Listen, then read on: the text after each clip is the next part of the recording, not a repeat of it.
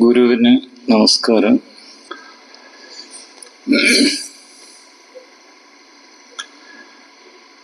ആത്മോപദേശ ശതകത്തിൻ്റെ തുടക്കത്തിൽ ഗുരു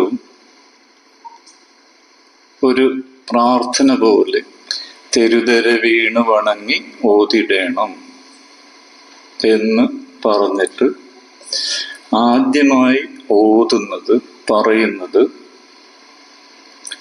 ഈ ലോകത്തെ സംബന്ധിക്കുന്ന ഒരു രഹസ്യമാണ്, നമ്മളുടെ ജീവിതത്തെ സംബന്ധിക്കുന്ന ഒരു രഹസ്യം. കരണവും ഇന്ദ്രിയവും കളേബരം തൊട്ടറിയും അനേക ജഗത്തും ഓർക്കിൽ എല്ലാം പരവെളി തന്നിലുയർന്ന ഭാനുമാന്തൻ തിരുഗുരുവാണ് തിരഞ്ഞ് തേറിടേണം. അതിസൂക്ഷ്മമായ അന്ധക്കരണം മുതൽ ഇന്ദ്രിയങ്ങൾ, ശരീരം തുടങ്ങി സകല ലോകങ്ങളും ഏതോ ഒന്നിൻ്റെ ശാരീരിക വശമാണ്, ശരീരമാണ്. ഏതിൻ്റെ ശരീരമാണെന്ന് ചോദിച്ചാൽ പരവെളി തന്നിലുയർന്ന ഭാനുമാന്തൻ തിരുഗുരുവാണ്. ആകാശത്തിൽ, ബാഹ്യ ആകാശത്തിൽ ഒരു സൂര്യൻ ഇരിക്കുന്നു, നമുക്കറിയാം. ഇവിടെ പറയുന്നത് പരവെളി തന്നിലുയർന്ന ഭാനുമാൻ. ശ്രേഷ്ഠമായ ആകാശത്തിൽ, ആന്തരികാകാശത്തിൽ, ബോധാകാശത്തിൽ ഉയർന്ന ഭാനുമാന്റെ, ആത്മസൂര്യന്റെ തിരുഗുരുവാണ്, ദിവ്യമായ ശരീരമാണ്. സൂക്ഷ്മത്തിൽ സൂക്ഷ്മമായ മനസ്സ് മുതൽ ശരീരം തുടങ്ങി ഈ സകല ലോകവുമായി ദൃശ്യമായിരിക്കുന്ന ഈ പ്രപഞ്ചം.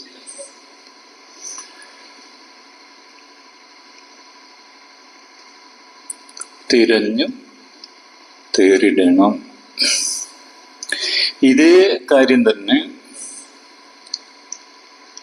ഗുരു അദ്വൈത ദീപികയിൽ സാമ്പ്രദായിക ശൈലിയിൽ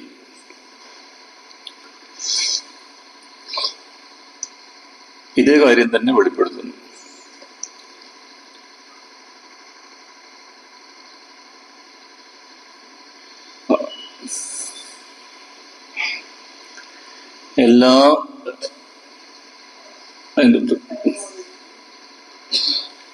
അവിടെ പറയുന്നത് ഈ ലോകമൊന്നും ഇല്ല, അഖിലവും ഇല്ല, ഉള്ളത് ബോധം മാത്രം എന്ന്.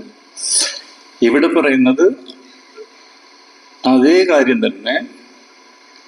ഏതാണോ ഉള്ളത് അതിൻ്റെ ശാരീരികതയാണ്, അതിൻ്റെ ദൃശ്യമായ വശമാണ് നമ്മൾ കാണുന്ന ഈ ലോകം. എല്ലാത്തിനും, ദൃശ്യമായിരിക്കുന്ന എല്ലാത്തിനും രണ്ട് വശങ്ങളുണ്ട്. സ്ഥൂലമായിട്ടുള്ള ഒരു വശവും സൂക്ഷ്മമായിട്ടുള്ള ഒരു വശവും. ശരീരവും ആത്മാവും. ശരീരം സ്ഥൂലമാണ്, അതുകൊണ്ട് തന്നെ ദൃശ്യമാണ്. ആ ദൃശ്യമായ വശത്തിൻ്റെ മറുവശം മറഞ്ഞിരിക്കുന്നു, അദൃശ്യമായിരിക്കുന്നു. ദൃശ്യമായതിൽ നിന്ന് തുടങ്ങി അതിൻ്റെ തന്നെ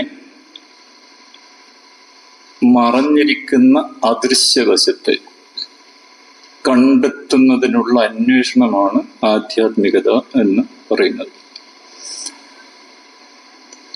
ഇവിടെ ദൃശ്യമായ വശം എന്ന് പറയുന്നത് ഈ നമ്മൾ ജീവിക്കുന്ന ഈ ലോകം തന്നെ. അതിൽ നിന്ന്, അത് വ്യക്തമാണ്, അതിൽ നിന്ന് തുടങ്ങി അതിൻ്റെ അടിസ്ഥാനമായ, ഇവിടുത്തെ രീതിയിൽ പറഞ്ഞാൽ പരവെളി തന്നിലുയർന്ന ഭാനുമാൻ, ആത്മസൂര്യൻ. ആ ആത്മസൂര്യനെ കണ്ടെത്തുന്നതിനുള്ള അന്വേഷണമാണ് ആധ്യാത്മികത എന്ന് പറയുന്നത്. അങ്ങനെയൊന്നുണ്ട്, ഉണ്ടെങ്കിൽ അതെന്താണ്? ഇതേ കാര്യം തന്നെ ഗുരു ഭക്തന്റെ വശത്ത് നിന്നുകൊണ്ട് ദൈവദശകത്തിൽ പറയുന്നു, നീയല്ലോ സൃഷ്ടിയും സ്രഷ്ടാവായതും സൃഷ്ടിജാലവും. നീയല്ലോ ദൈവമേ സൃഷ്ടിക്കുള്ള സാമഗ്രിയായത്.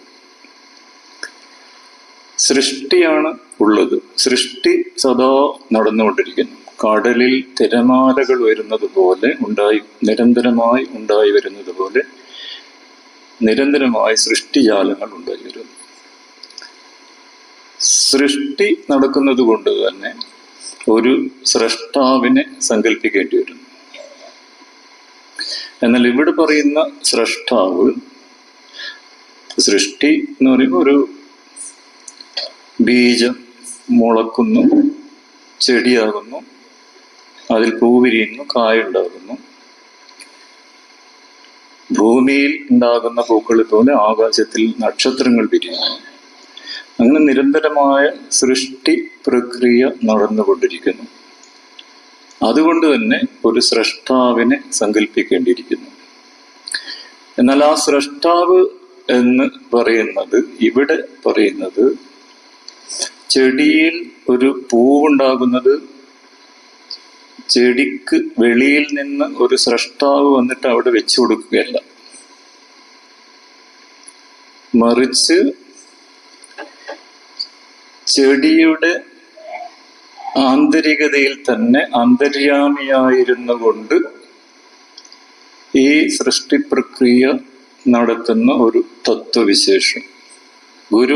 നിത്യഗുരു അതിനെ ഇന്നർ ഇൻഡ്വെല്ലിംഗ് പ്രിൻസിപ്പിൾ എന്നാണ് പറയുന്നത്.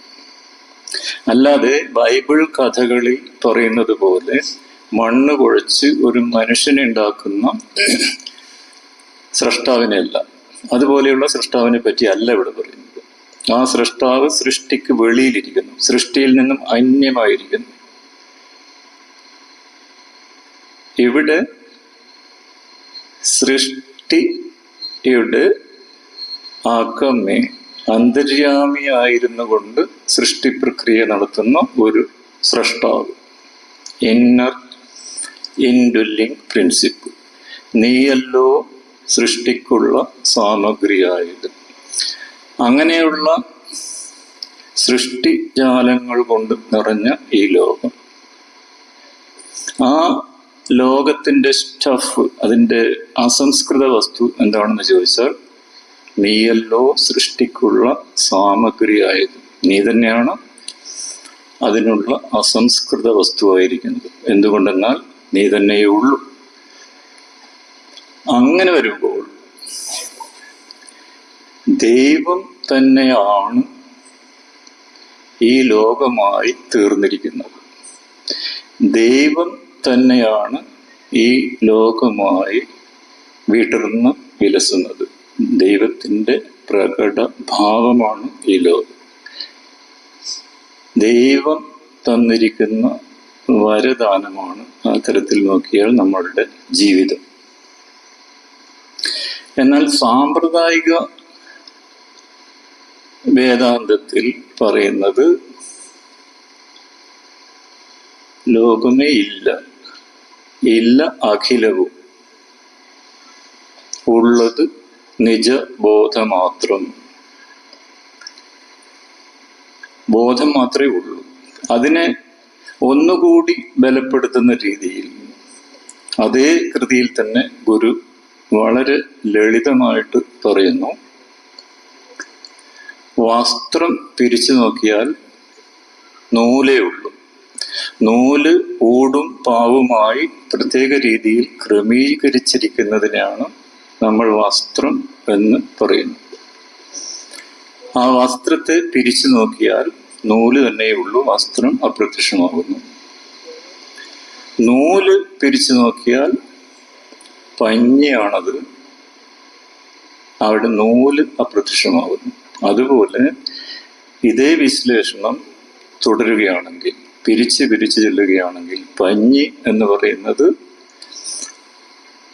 സൂക്ഷ്മ കണങ്ങളാണെന്നും അതിനും അപ്പുറം പരമാവധി ബോധം മാത്രമേ ഉള്ളൂ ശുദ്ധമായ ബോധം തന്നെയാണ് സൂക്ഷ്മ കണങ്ങളായും പഞ്ഞിയായും നൂലായും വസ്ത്രമായും ഈ ലോകമായും തീർന്നിരിക്കുന്നത്. എങ്കിൽ ഈ ശുദ്ധ ബോധം മാത്രമേ ഉള്ളൂ. ഈ ലോകം എന്ന് പറയുന്നത് ഒരു തോന്നലാണ് എന്നുള്ളതാണ് സാമ്പ്രദായിക വേദാന്തത്തിൻ്റെ നിലപാട്. ഇവിടെ ഈ ആത്മോപദേശകം 2-ാമത്തെ ശ്ലോകത്തിൽ എന്താണോ ഉള്ളത് എന്ന് അദ്വൈത ദീപികയിൽ പറഞ്ഞിരിക്കുന്നത് പരമാവധി ബോധമത്രേ. ആ ബോധം അല്ലെങ്കിൽ എന്താണോ ശരിക്കും സത്യമായും ഉള്ളത് അതിൻ്റെ ശാരീരിക വശം, അതിൻ്റെ സ്ഥൂലവശം ആയിട്ടാണ് മനസ്സ് മുതൽ സൂക്ഷ്മതലമായ മനസ്സ് മുതൽ ഇന്ദ്രിയങ്ങൾ, ശരീരം തൊട്ട് സകല ലോകവുമായി തീർന്നിരിക്കുന്ന ഈ ലോകം, ദൃശ്യപ്രപഞ്ചം. എങ്ങനെയോ സാമ്പ്രദായിക വേദാന്തത്തിൻ്റെ സ്വാധീനം കൊണ്ട് നമ്മളിൽ തെറ്റായി രൂഢമൂലമായിരിക്കുന്ന ചില ധാരണകളുണ്ട്. ആ ധാരണകളെ ഉറപ്പിക്കത്തക്ക രീതിയിലാണ് വസ്ത്രം തിരിച്ചു നോക്കിയാൽ നൂലേ ഉള്ളൂ, നൂലും ഇല്ലാത്തതാണ് പഞ്ഞിയേ ഉള്ളൂ, പഞ്ഞിയും ഇല്ലാത്തതാണ് സൂക്ഷ്മ കണങ്ങളേ ഉള്ളൂ, ശരിക്കും ഉള്ളത് ബോധം മാത്രമേ ഉള്ളൂ, ബാക്കിയെല്ലാം ഇല്ലാത്തതാണ്. അതുകൊണ്ട് ലോകം ഇല്ലാത്തതാണ്, അത് താൽക്കാലികമാണ്, ക്ഷണികമാണ്, സ്വപ്ന സദൃശമാണ് എന്നാണ് നമ്മളുടെ പൊതുധാരണ. ഈ ലോകം ഇല്ലാത്തതാണെങ്കിൽ എങ്കിൽ പിന്നെ ഈ ജീവിതം എന്ന് പറയുന്നത് എന്താണ്?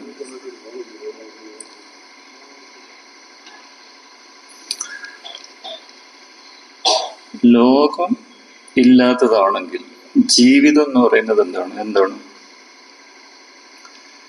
ലോകം ഇല്ലാത്തതാണെങ്കിൽ നമ്മളുടെ ജീവിതം എന്ന് പറയുന്നത് ഒരു ഉപദ്രവം, അല്ലാതെ എന്ത് പറയും? അപ്പൊ അങ്ങനെയുള്ള തെറ്റായി നമ്മളിൽ വന്നു പോയിട്ടുള്ള ധാരണയെ തിരുത്തുന്ന ഒരു ശ്ലോകം കൂടിയാണ് ഈ 2-ാമത്തെ ശ്ലോകത്തിൽ ഗുരു പറഞ്ഞിട്ടുള്ളത്. സാമ്പ്രദായിക വേദാന്തത്തിനുള്ള തിരുത്താണെന്നല്ല പറയുന്നത്, ആ വേദാന്തത്തിന്റെ സ്വാധീനം കൊണ്ട് നമ്മളിൽ രൂഢമൂലമായി പോയിട്ടുള്ള ചില ധാരണകൾക്കുള്ള തിരുത്ത്.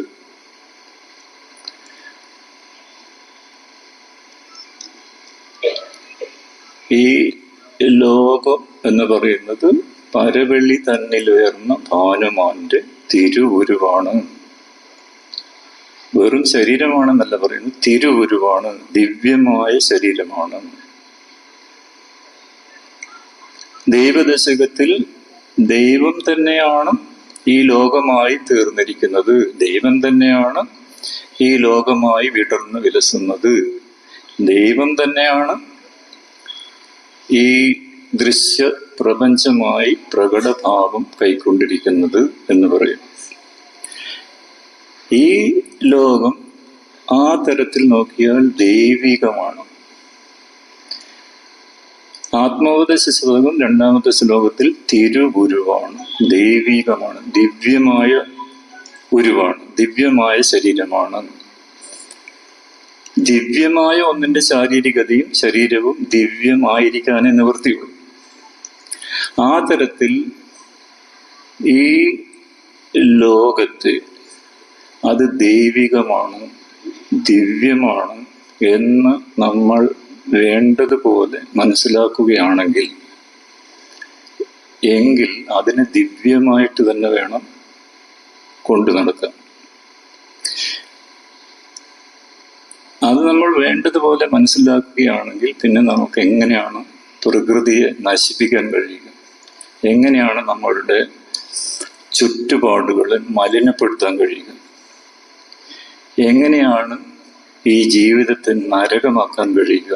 എങ്ങനെയാണ് കൊന്നും കൊല വിളിച്ചും ലോക ജീവിതത്തെ നരക തുല്യമാക്കാൻ കഴിയുക?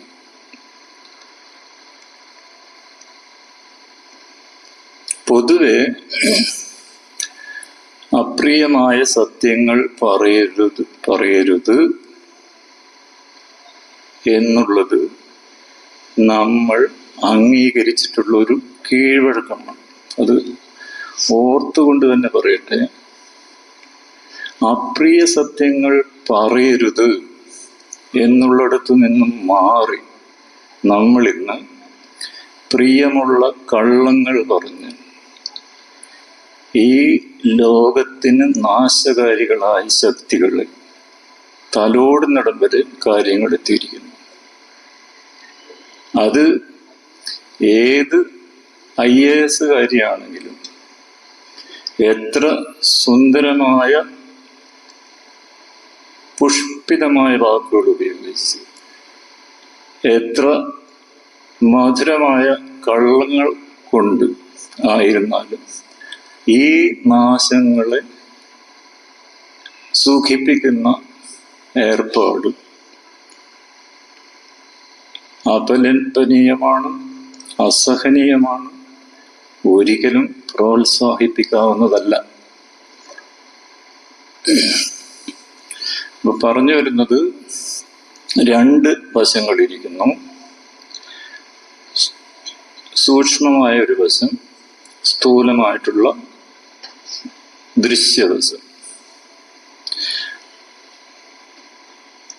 ഒന്ന് കാണാമറിയത്തിരിക്കുന്നു, മറ്റേത് ദൃശ്യമായിരിക്കുന്നു. നമ്മളുടെ കാര്യമെടുത്താൽ നമ്മളുടെ ശരീരമിരിക്കുന്നു, മനസ്സ് ഉണ്ട് എന്നുള്ള കാര്യം നമുക്ക് ബോധ്യമാണ്. അതിന് കണ്ണുകൾ അടച്ച് ഉള്ളിലോട്ട് നോക്കിയാൽ ഒരു ജാതിയായിട്ട് നമ്മളുടെ ചിന്തകളും വികാരങ്ങളും പൂർവ്വ സ്മരണകളും ഒക്കെ പോകുന്നത് കാണാം. കണ്ണുകൾ അടക്കണമെന്നില്ല. കണ്ണുകൾ തുറന്നിരിക്കുമ്പോൾ തന്നെ മനസ്സുണ്ട് എന്നുള്ളത് നമ്മളുടെ അനുഭവമാണ്.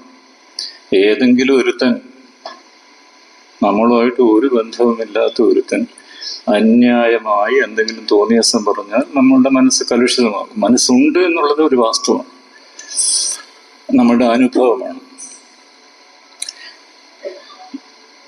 ഈ മനസ്സിനെയല്ല ഇവിടെ ശരീരത്തിൻ്റെ സൂക്ഷ്മവശമായി പറയുന്നത്. മനസ്സ് തന്നെയും നമ്മളുടെ അനുഭവത്തിൻ്റെ തലത്തിലുള്ളതാണ്. സൂക്ഷ്മമായ ഇതാണെങ്കിലും നമ്മളുടെ ഇന്ദ്രിയങ്ങൾ കൊണ്ട് ഗ്രഹിക്കാൻ കഴിയാത്ത, കണ്ണുകൊണ്ട് കണ്ടോ മണത്തോ തൊട്ടു നോക്കിയോ ഒരു തരത്തിലും കണ്ടെത്താൻ കഴിയാത്ത സൂക്ഷ്മമായ മനസ്സിനെ പോലും നമ്മളുടെ അനുഭവത്തിൻ്റെ തലത്തിൽ വരുന്നതാണ് എന്നുള്ള നിലയിൽ ശരീരത്തിൻ്റെ സ്ഥൂലമായ വശത്തിൻ്റെ ഭാഗമാക്കിയാണ് ഗുരു പറഞ്ഞിരിക്കുന്നത്. അപ്പോൾ ഒരു വശത്ത് നമ്മളുടെ കാര്യം നോക്കിയാൽ തനുമാനസം, ഈ മനസ്സുണ്ട് എന്നുള്ള അനുഭവമുണ്ടാക്കുന്ന അനുഭവിയെ പറ്റി ഗുരു തന്നെ പറയുന്നു. ചിന്ത ചെയ്യും പലതും, ഇതൊക്കെയും ഉറ്റുപാർത്തു നിൽക്കും വിലമതിയാതെ വിളക്ക്. മനസ്സിന് ചിന്തകളെ ഉറ്റുപാർത്തു നിൽക്കുന്ന, നിരന്തരമായി അതിന് സാക്ഷിയായിരിക്കുന്ന വിലമതിയാതെ വിളക്ക്. മനസ്സിനും അപ്പുറത്ത് അതിനെ ഉറ്റുപാർത്തു നിൽക്കുന്ന, അതിനെ നിരന്തരം സാക്ഷിയായിരിക്കുന്ന ഒരു വിലമതിയാതെ വിളക്കിരിക്കുന്നു. ആ വിലമതിയാതെ വിളക്കിനെ അറിയാൻ വേണ്ടിയാണ് നമ്മളുടെ എല്ലാ ശ്രമങ്ങളും. അത് ഒരു വശത്ത് വിലമതിയാതെ വിളക്ക്, ശുദ്ധമായ ബോധം, മറുവശത്ത് തനു മാനസം എന്ന് പറയുന്ന ശരീരവും മനസ്സും ചേർന്ന സ്ഥൂലവശം.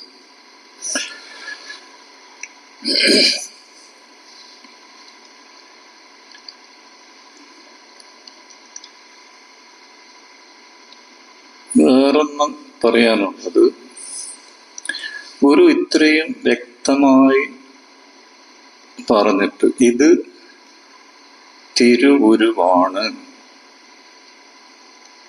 ആത്മസൂര്യന്റെ ദിവ്യമായ ശരീരമാണ്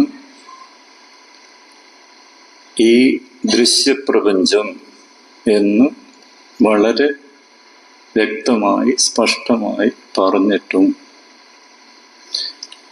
അടുത്ത വരിയിൽ പറയുന്നു തിരഞ്ഞു തേറിടണം. ഒന്ന്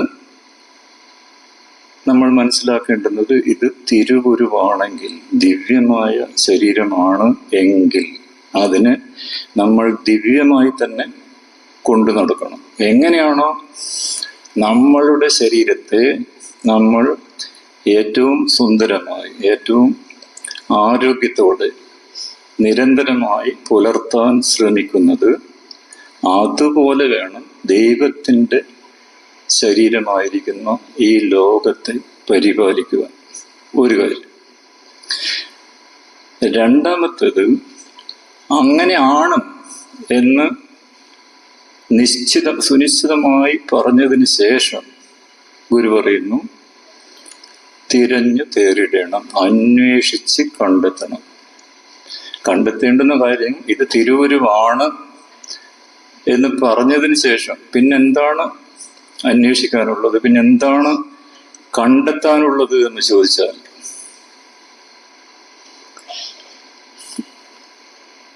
പൊതുവെ ശാസ്ത്രീയമായ അന്വേഷണത്തിന്റെ കാര്യത്തിലാണ് അന്വേഷിച്ച് കണ്ടെത്തണം എന്ന് പറയുക.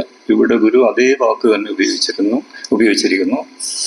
തിരഞ്ഞു തേറിടണം, അന്വേഷിച്ച് കണ്ടെത്തണം. ശാസ്ത്രീയമായ അന്വേഷണത്തിൻ്റെയും ആധ്യാത്മികമായ അന്വേഷണത്തിൻ്റെയും കാര്യത്തിൽ അടിസ്ഥാനപരമായ ചില വ്യത്യാസങ്ങളുണ്ട്. ഒന്ന്, ശാസ്ത്രീയമായ അന്വേഷണം എന്ന് പറയുന്നത് ആദ്യമേ തന്നെ ചില ഊഹാപോഹങ്ങളിൽ നിന്നും തുടങ്ങി പ്രാഥമികമായ അന്വേഷണം, പരീക്ഷണ നിരീക്ഷണങ്ങൾ, ആഴമേറിയ അന്വേഷണം, അങ്ങനെ ഉള്ളതിൻ്റെ ഒടുവിൽ എത്തിച്ചേരുന്ന നിഗമനം ആണ് ശാസ്ത്ര സത്യം എന്ന് പറയുന്നത്. പരീക്ഷണ നിരീക്ഷണങ്ങൾക്കൊടുവിൽ എത്തിച്ചേരുന്ന അന്തിമമായ നിഗമനം, മാറ്റമില്ലാത്ത നിഗമനം, അതാണ് ശാസ്ത്ര സത്യമായിട്ട് അറിയപ്പെടുന്നത്. എന്നാൽ ഇവിടെ ആധ്യാത്മികതയിൽ അന്തിമമായ സത്യത്തെ ആദ്യമേ തന്നെ വെളിപ്പെടുത്തുന്നു. തിരുവുരുവാണ്, അല്ലെങ്കിൽ അഹം ബ്രഹ്മാസ്മി, ഞാൻ ബ്രഹ്മമാകുന്നു, ഞാൻ ആത്മാവാകുന്നു, ഞാൻ അറിവാകുന്നു.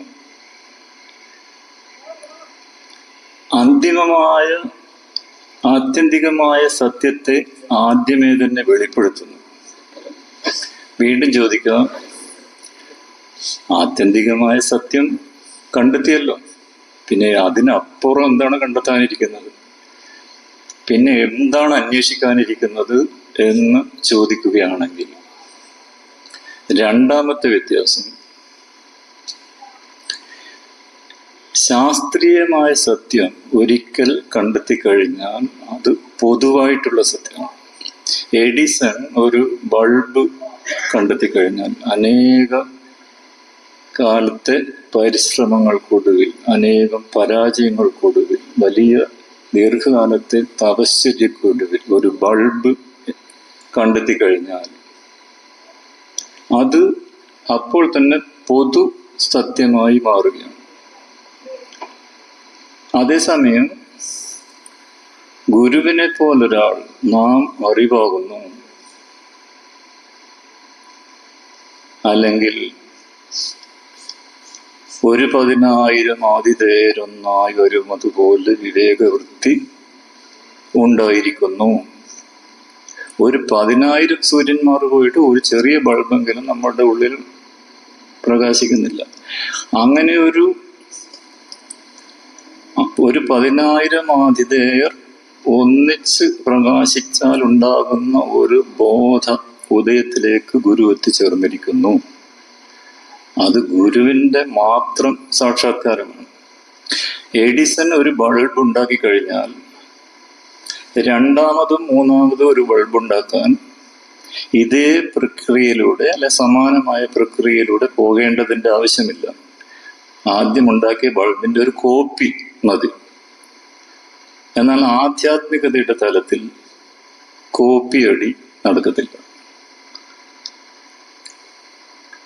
അഹം ബ്രഹ്മാസ്മി, ഞാൻ ബ്രഹ്മമാകുന്നു എന്ന് ഒരാൾ വെളിപ്പെടുത്തുന്നുണ്ടെങ്കിൽ അത് അയാളുടെ മാത്രം വെളിപാടാണ്, അയാളുടെ മാത്രം സാക്ഷാത്കാരമാണ്. ഗുരു നാം അറിവാകുന്നു എന്ന് പറയുന്നുണ്ടെങ്കിൽ അത് ഗുരുവിൻ്റെ സാക്ഷാത്കാരമാണ്. അതിൻ്റെ പ്രയോജനം, അതിൻ്റെ പ്രകാശത്തെ നമുക്ക് പ്രയോജനപ്പെടുത്താമെന്നേ ഉള്ളൂ. അല്ലാതെ അത് നമ്മളുടേതാകുന്നില്ല. ആധ്യാത്മികമായ കാര്യത്തിൽ ഓരോ തവണയും ഇതേ കാര്യം പിന്നെയും പിന്നെയും പിന്നെയും കണ്ടെത്തേണ്ടതായിട്ടുണ്ട്. പിന്നെയും പിന്നെയും സംഭവിക്കണമെങ്കിൽ സമാനമായ പ്രക്രിയയിലൂടെ നമ്മൾ കടന്നു പോകേണ്ടതായിട്ടുണ്ട്. അങ്ങനെ വരുമ്പോൾ തിരുഗുരുവാണ്, ഇത് ദിവ്യമായ ശരീരമാണ്, ആത്മസൂര്യന്റെ ദിവ്യ ശരീരമാണ് എന്ന് നമ്മൾ മനസ്സിലാക്കിയാലും അത് നമ്മളുടേതാകുന്നില്ല. അത് ഗുരുവിൻ്റെ സാക്ഷാത്കാരമാണ്. അത് നമ്മളുടെ സാക്ഷാത്കാരമായി തീരണമെങ്കിൽ നമ്മളും സമാനമായ പ്രക്രിയയിലൂടെ കടന്നു പോകേണ്ടതായിട്ടുണ്ട്. വീണയിൽ സംഗീതമിരിക്കുന്നു എന്ന് അറിഞ്ഞതുകൊണ്ട് കാര്യമില്ല. വേറൊരാളുടെ വീണയിൽ, ഗുരുവിൻ്റെ വീണയിൽ സംഗീതമുയരുന്നു എന്ന് അറിഞ്ഞതുകൊണ്ടും ആയില്ല. അതിനെ ആസ്വദിക്കാൻ, പ്രയോജനപ്പെടുത്താൻ എന്നേ ഉള്ളൂ. നമ്മളുടെ ജീവിതമാകുന്ന വീണയിൽ സംഗീതമുയരണം. അതിന് സാധകനാകണം. ദീർഘ നൈരന്തര്യമുള്ള സാധനയിലൂടെ കടന്നു പോകണം.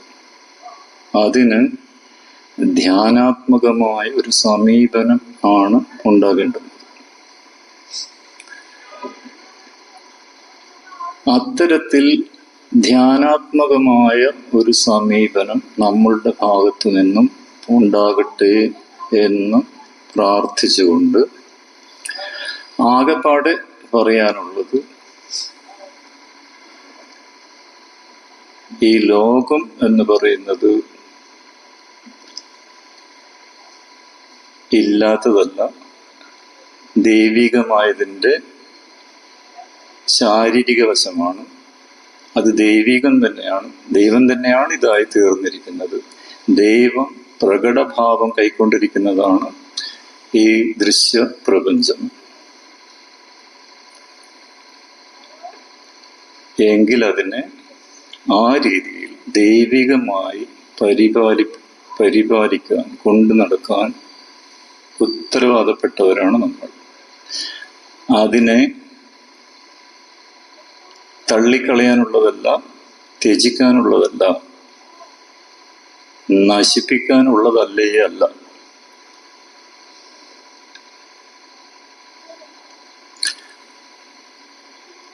ലോക സമാധാനത്തിന് അദ്വൈത വേദാന്തം എന്നുള്ളതാണ് നമ്മളുടെ വിഷയമെങ്കിൽ, ലോക സമാധാനത്തിന് ഭീഷണിയായിരിക്കുന്ന എന്തൊക്കെ കാര്യങ്ങളാണ് ഉള്ളത് എന്ന് നമ്മൾ ആദ്യം തിരിച്ചറിയണം. നേരത്തെ ആറ്റം ബോംബും മഹായുദ്ധവും അതൊക്കെയായിരുന്നു മനുഷ്യന്, ഈ ലോകത്തിന് ഏറ്റവും ഭീഷണിയായി ഡെമോക്രസിന്റെ വാള് പോലെ ഏത് നിമിഷവും പുറപ്പെട്ടേക്കാവുന്ന രീതിയിൽ ഭീഷണിയായി ഉണ്ടായിരുന്നത്. ഇന്നിപ്പോൾ മഹായുദ്ധങ്ങളെപ്പറ്റി അധികമാരും വ്യാകുലപ്പെടുന്നില്ല. അങ്ങനെയൊന്നും ഉണ്ടാകാനുള്ള സാധ്യത തന്നെ തള്ളിക്കളയുകയാണ്. അതേസമയം നിരന്തരമായി എവിടെയും ഏത് സമയത്തും പൊട്ടിത്തെറിച്ചേക്കാവുന്ന ഭീകരത, പൊട്ടിത്തെറിപ്പിച്ചേക്കാവുന്ന ഭീകരത ഇന്നത്തെ ലോക ജീവിതത്തെ നരകമാക്കുന്ന ഏറ്റവും ഭീഷണിയായിരിക്കുന്ന സംഗതി എന്താണെന്ന് ചോദിച്ചാൽ അത് തന്നെയാണ് എന്ന് പറയാൻ അധികം വിചാരപ്പെടേണ്ട കാര്യമൊന്നുമില്ല. അത് എവിടെയെങ്കിലും എപ്പോഴെങ്കിലും വല്ലപ്പോഴും നടക്കുന്ന ഒരു കാര്യമല്ല. ഇന്ന് ഏത് നിമിഷം എവിടെ വേണമെങ്കിലും സംഭവിക്കാവുന്ന രീതിയിൽ അതിൻ്റെ ഭീകരത അത്രയും വ്യാപകമായിരിക്കുന്നു. നേരത്തെ നമ്മൾ പറയും മരണം എന്നും നമ്മളോടൊപ്പം ഉണ്ട് എന്ന് നമ്മൾ കേട്ടിട്ടുണ്ടാവും. പക്ഷെ അപ്പോഴൊന്നും നമ്മൾ ചിന്തിച്ചിരിക്കില്ല മരണം വരുന്നത് ഇതുപോലെ ആരോ എന്തിനോ വേണ്ടി ചെയ്യുന്ന പൊട്ടിത്തെറിക്ക് വേണ്ടി നമ്മളുടെ ജീവിതവും പൊട്ടിച്ചെറിയിട്ടാണ് മരിക്കാൻ പോകുന്നത്. അന്നൊന്നും നമ്മൾ ഒരിക്കലും സങ്കല്പിച്ചിട്ട് പോലും ഉണ്ടാവില്ല. പക്ഷെ അത് ഏത് നിമിഷം എവിടെ വേണമെങ്കിലും നടക്കാവുന്ന രീതിയിൽ ഇതിന്ന് ഡൽഹിയിലോ ബംഗ്ലാദേശിലോ സിലോണിലോ സിഡ്നിയിലോ ഇസ്രായേലിലോ പലസ്തീനിലോ സിറിയയിലോ യമനിലോ മാത്രമല്ല,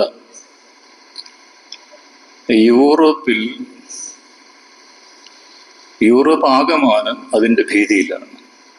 ഇവിടെ നിന്ന് നല്ല വിദ്യാഭ്യാസം തേടി നല്ല ജീവിത സൗകര്യം തേടി അങ്ങോട്ട് പോകാൻ ആഗ്രഹിക്കുന്ന ആളുകൾക്ക് വാതിലുകൾ ഇന്ന് കൊട്ടിയടച്ചിരിക്കും. അങ്ങോട്ട് പോകാൻ കഴിയാത്ത രീതിയിൽ വാതിലുകൾ കൊട്ടിയടക്കപ്പെട്ടുകൊണ്ടിരിക്കും. ഇതൊക്കെ തന്നെയാണ് ലോക സമാധാനത്തിന് വിഘാതമായിരിക്കുന്ന സംഗതികൾ. അതിനെ നമ്മൾ കണ്ടില്ലെന്ന് നടിക്കരുത്. അതിനെ എങ്ങനെ പ്രതിരോധിക്കും എന്ന് ചോദിച്ചാൽ നമ്മളുടെ കയ്യിൽ ആയുധങ്ങളൊന്നുമില്ല. ആയുധങ്ങൾ ഉണ്ടെങ്കിൽ തന്നെ അത് നമ്മളുടെ രീതിയെന്നല്ല. നമ്മളുടെ കയ്യിൽ ആകപ്പാടെയുള്ളത് നാരായണ ഗുരു നമ്മൾക്ക് തന്നിട്ടുള്ള ആശയങ്ങളാണ്. നാരായണ ഗുരു കണ്ടെത്തിയ പരമമായ സത്യത്തെ, അതിനെ മനുഷ്യന്റെ സാമൂഹിക തലത്തിലേക്ക്, ദൈനംദിന ജീവിതത്തിന്റെ തലത്തിലേക്ക് ട്രാൻസ്ലേറ്റ് ചെയ്തു ഏറ്റവും ലളിതമായ രീതിയിൽ മനുഷ്യന് മനസ്സിലാകുന്ന ഭാഷയിൽ ഗുരു നമുക്ക് കനിഞ്ഞരുളിയിട്ടുള്ള ആശയങ്ങൾ പുറത്ത് നിന്ന് ഉച്ചസ്ഥരം ഉദ്ഘോഷിക്കുക, വിളിച്ചു കൂവുക, അതല്ലാതെ നമുക്കെന്ത് ചെയ്യാൻ പറ്റും? ഒരുപക്ഷെ എന്നെങ്കിലും എങ്ങനെയെങ്കിലും അവനവൻ ആത്മസുഖത്തിനാചരിക്കുന്ന ആഭരണ സുഖത്തിനായി വരയണം തുടങ്ങിയ മന്ത്രങ്ങൾ ഈ മഹാന്മാരായ മുട്ടാളന്മാരുടെ കാതുകളിലും ഒരുപക്ഷെ എത്തുകയാണെങ്കിൽ, എത്തിയാലും ഇല്ലെങ്കിലും നമുക്ക് ചെയ്യാവുന്നത് ഈ സത്യത്തെ നമ്മളുടെ ദൈനംദിന ജീവിതത്തിൻ്റെ തലത്തിലേക്ക് ഏറ്റവും സരളമായി മനുഷ്യന് മനസ്സിലാകുന്ന ഭാഷയിൽ ട്രാൻസ്ലേറ്റ് ചെയ്തു തന്നിട്ടുള്ള ഗുരുവിൻ്റെ ആശയങ്ങളെ ഏറ്റവും ശബ്ദത്തിൽ നമുക്കുള്ള ശക്തി വെച്ച് വിളിച്ചു പറയുക മാത്രമേ നമ്മളെ കൊണ്ട് സാധിക്കുന്ന കാര്യമുള്ളൂ. അല്ലാതെ ആയുധമായിട്ട് നമ്മളുടെ കയ്യിൽ ഒരു ചുള്ളിക്കമ്പ് പോലുമില്ല. ഉണ്ടെങ്കിൽ തന്നെ അത് നമ്മളുടെ രീതിയും അല്ല. നമ്മളുടെ ഈ സഹവാസം അതിൽ പല നാടുകളിൽ നിന്നും വന്ന പല ആളുകൾ പല പല രീതിയിൽ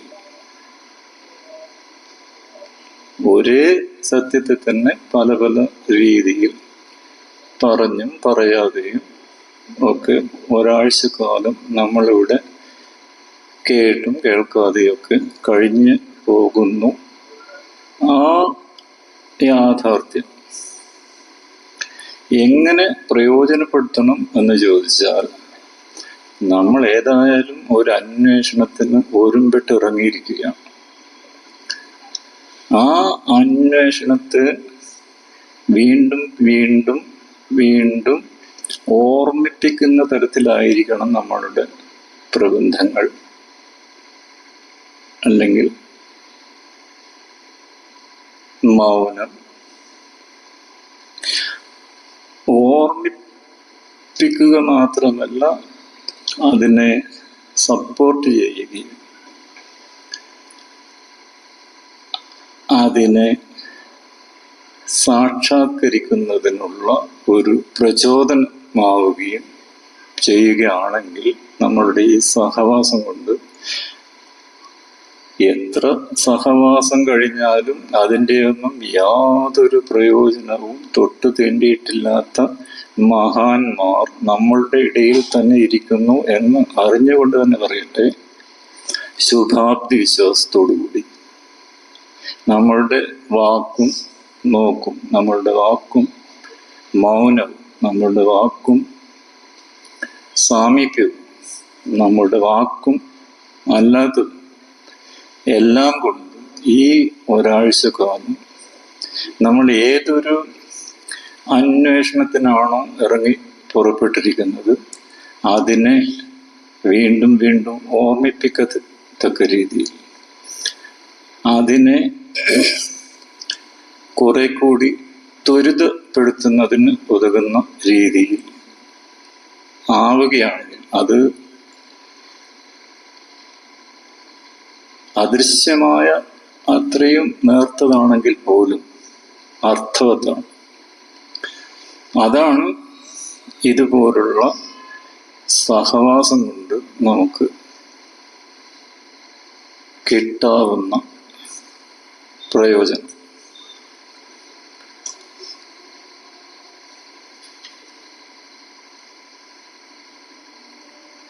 ഇത്രയും നേരം ശ്രദ്ധയോടെ ഇരുന്ന് കേട്ട നിങ്ങൾക്ക്, നിങ്ങളെ ഓരോരുത്തരെയും തെരുതെരെ വീണ് വണങ്ങിക്കൊണ്ട് നിർത്തുന്നു. നമസ്കാരം.